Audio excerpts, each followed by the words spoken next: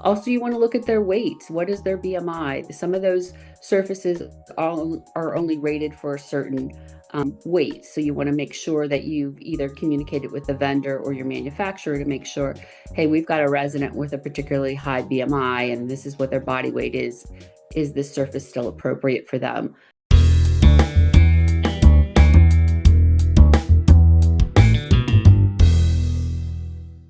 Hey out there, welcome back to the Nursing Home Abuse Podcast. My name is Rob. I'll be your host for this episode. Today we are having a conversation about the types of pressure relieving support surfaces that you would find in long-term care, whether you're sitting in a wheelchair or laying in a bed, and kind of how they function and what their role is.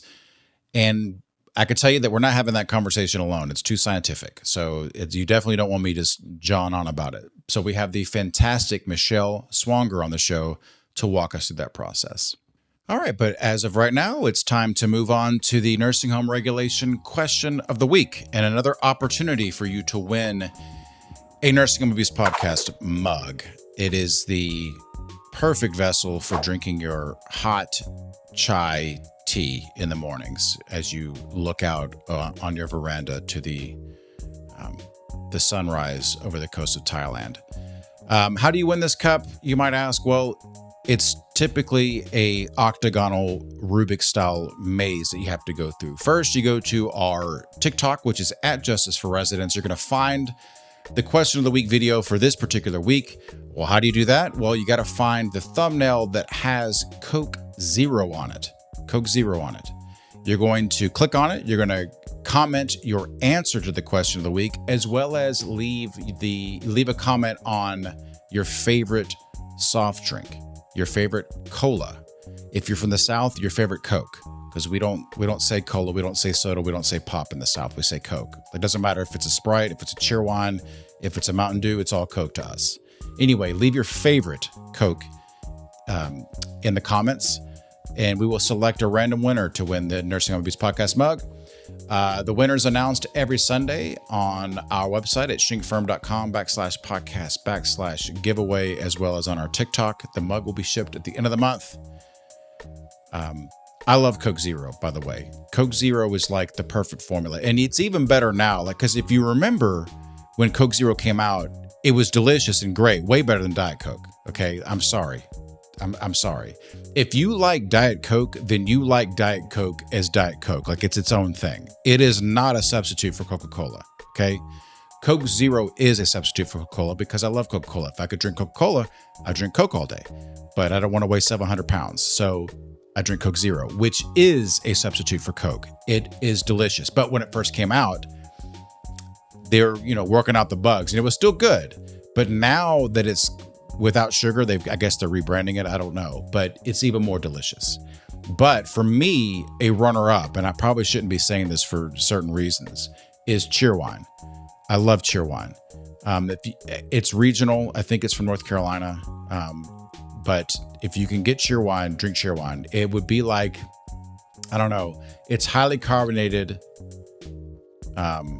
It's a highly carbonated cola that kind of would be nearest to saying a cherry Dr. Pepper. Well, Rob, why don't you just drink cherry Dr. Pepper? Because this is better. Just try it. Anyway, let's get to the question. Difficulty level for this week, folks, I'm going to say is hard. This is hard to medium hard. So if you get this right, enjoy a nice cold glass of Coke Zero.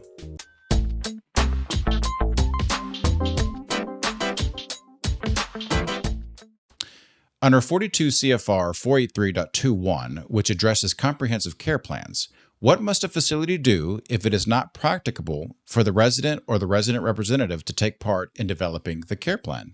Is it A, notify the state survey agency within 30 days, B, document an explanation in the resident's medical record, or C, obtain a waiver signed by the attending physician?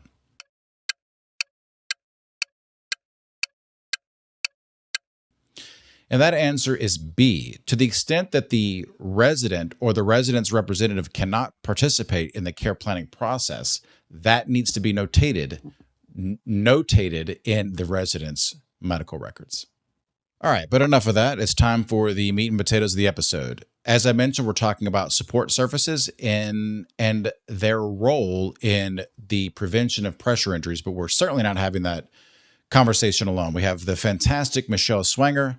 Michelle has been a legal nurse consultant focusing on nursing home and assisted living facility cases for the last 5 years. She is a subject matter expert in the MDS assessment and nursing home regulations. She has worked in nursing homes for much of her career, holding roles as a nursing assistant, MDS coordinator, nursing supervisor, director of nursing, and corporate director of clinical reimbursement and documentation. So, in other words, she's extremely highly qualified to be with us today, and we're so happy that she's here. Michelle, welcome to the show. Great to be here. I typically start off the guest interviews with a softball question, and your softball question is, what exactly is a support surface with respect to pressure injury prevention? So, support services are usually designed to relieve or reduce pressure on the body's tissues.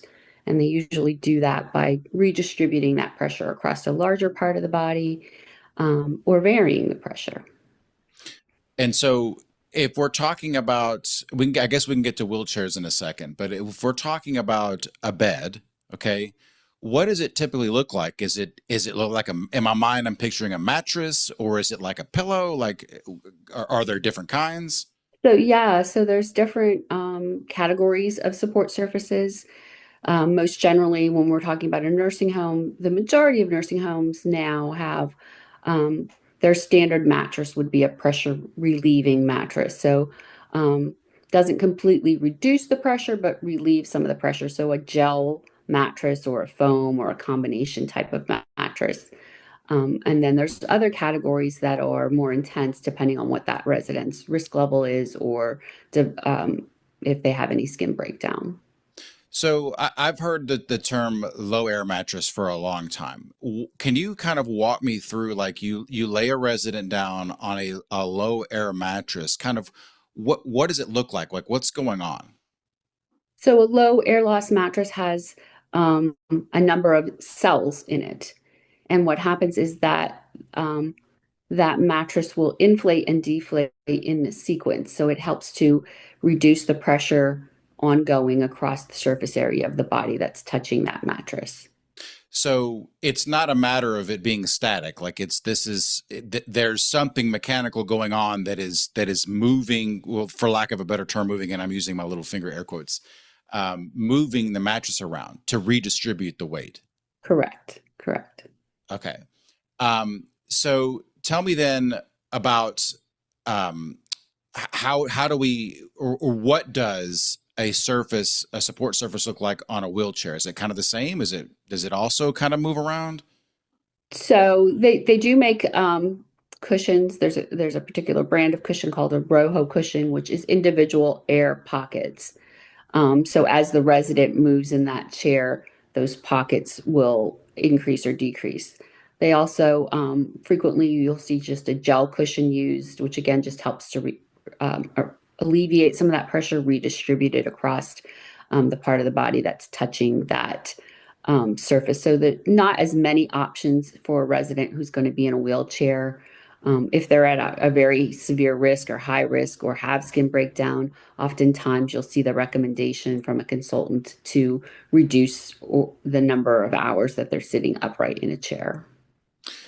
So, in your experience, and again, every nursing home is different, but would it be the common practice that you would only find low airflow mattresses and that's their support surface of choice? Or is it like you walk into a room and there's, like, a low air mattress, and or the next thing or the next thing, and then they just pull it out according to the needs of the resident? I think most nursing homes work with certain vendors, so it's what their vendor can provide for them. Or if they work with a wound care consultant group, probably what they would most often recommend. If it's a facility that has a lot of wounds or specializes in wounds, yeah, you'll see different types of surfaces for different residents, anywhere from that standard, maybe gel mattress, all the way up to an air fluidized bed where they're essentially floating in that surface. Oh, cool. Can you walk us through? the Cadillac of support surfaces that you just mentioned, and we'll kind of work backwards and of what makes one a Cadillac and one more like my old F-250. Sure. So the air fluidized bed that I referenced just a minute ago, um, it essentially replaces the bed. So the resident's bed would leave the room. This bed comes in. It's a powered bed that you plug in, and it generates warm air that flows across the mattress and almost levitates the resident. They're not quite levitating, but it just is a constant flow of air. So it keeps the skin dry, which is really important if they've got active wounds because moisture does not help wound healing. We want the skin to be nice and dry. And then it relieves all the pressure. So lots of these surfaces can reduce the pressure, but not completely relieve pressure. An air fluidized bed, which is the Cadillac of surfaces, would completely relieve the pressure on that resident. And kind of, is there a next step down in your opinion? Sure. So then we also see not quite as often, but there are beds made that are called like a tilt and turn bed where it will move right to left and up and down to redistribute that pressure on the resident. Again, doesn't completely relieve the pressure, but does a much better job than what the next step would be, which is your low air loss mattress or your alternating pressure mattresses where they're alternating that pressure, but the pressure's still there. And then I would imagine the next step down would be what you've described at the top of the show, which would have been a low airflow mattress. That would be kind of be the next thing. Right, Okay. correct. So let's pretend that we're in, and perhaps this doesn't exist in the real world, but let's pretend that we're in a facility that has the gamut. You got the Cadillac all the way down to the the 2005 F-250. What would, in your mind, what is the checklist for which resident would be a candidate for any individual one? Like, what are the is it a particular Braden scale score? Is it just this person's high risk, so they're going over here versus that? Is there a checklist, in other words? Sure. So yeah, so you would start with whatever your risk assessment tool is, whether it's a Braden, a Norton, maybe you have some other standardized tool that you're using, but you want to start looking there. You want to look at the score, but not just that number. So you want to look, if you've got a resident who's a 10 to 12, which is a high risk, somewhere in there, why are they a 10 to 12? Well, if it's somebody who's scoring low because they don't eat well and maybe they're incontinent a lot, you can sort of solve those issues in other ways besides a support surface. So they may not be, even though they're a high risk, they may not be the candidate for that air fluidized bed. On the other hand, you may have a resident who, you want to look, do they have active pressure ulcers now, or do they have recently healed pressure ulcers or a significant history of? Also, you want to look at their weight. What is their BMI? Some of those surfaces are only rated for a certain weight. So you want to make sure that you've either communicated with the vendor or your manufacturer to make sure, hey, we've got a resident with a particularly high BMI and this is what their body weight is. Is this surface still appropriate for them? And on the other side, also those residents that have a low BMI, you want to look at probably a higher support surface for them, even if they don't have skin breakdown, because they've got less fatty tissue to pad those bony prominences. Interesting. So I guess I never considered manufacturer specifications, and that makes complete sense that if someone exceeds a certain weight, they're not going to achieve the benefit of what the surface is designed for.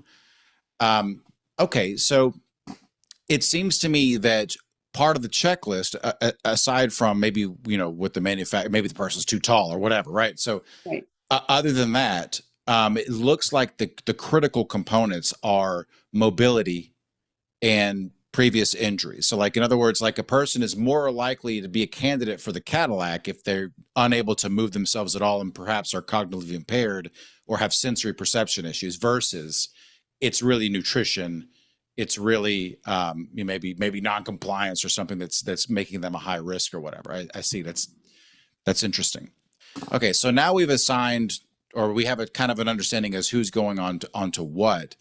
Um, Kind of the same thing, but for someone that is in a wheelchair. Now, I get that no matter what, you want to limit somebody's time in a wheelchair because that's applying the maximum pressure over the smallest amount of tissue. Right. But um, walk us through, I guess.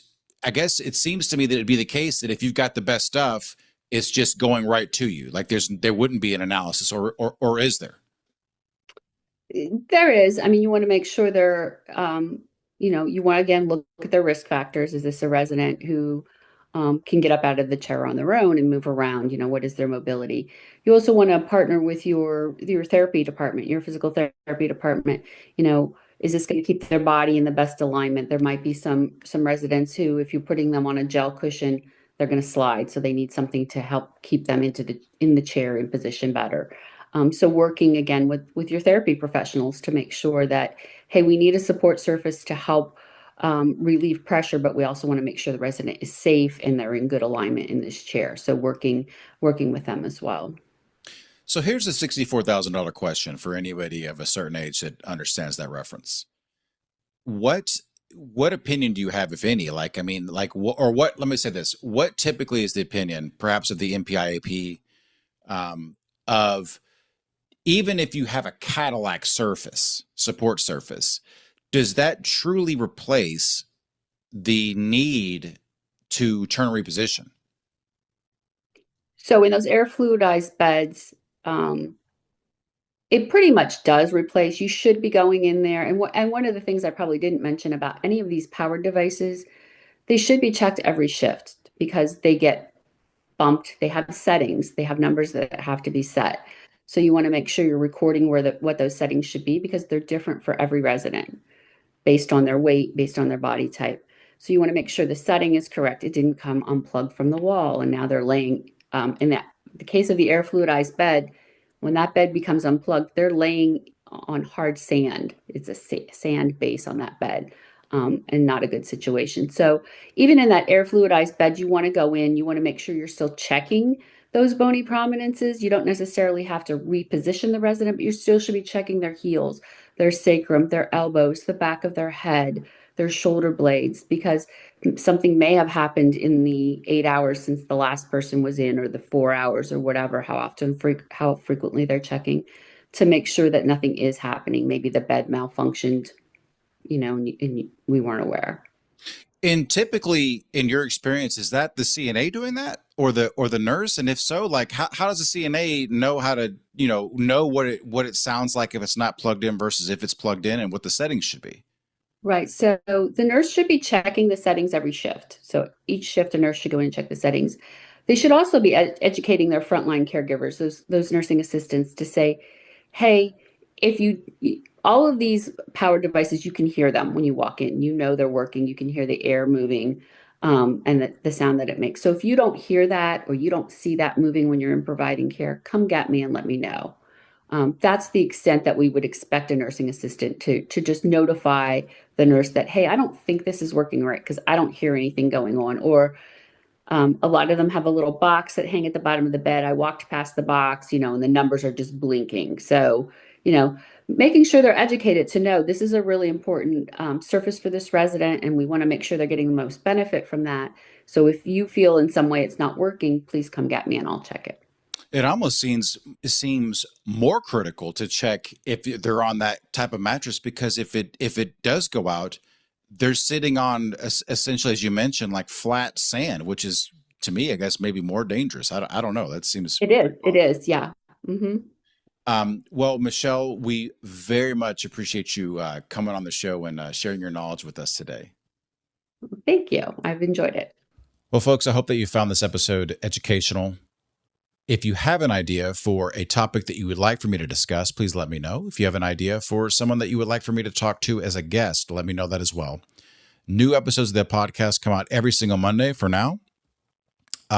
Be sure to enter the contest to win the coffee mug. Still, there is 2 gigantic boxes of these coffee mugs that are taking up way too much space at the house. So please, by all means, comment, enter to win. You will win. I promise you. And with that, folks, we'll see you next time. Thanks for tuning in to the Nursing Home Abuse Podcast. Nothing said on this podcast, either by the host or the guest, should be construed as legal or medical advice, nor is intended to create an attorney-client relationship between the host or their guest and the listener. New episodes for now are available every other Monday on Spotify, Apple Podcasts, or on your favorite podcast app, as well as on YouTube and our website, nursinghomeabusepodcast.com. Again, that's nursinghomeabusepodcast.com. See you next time.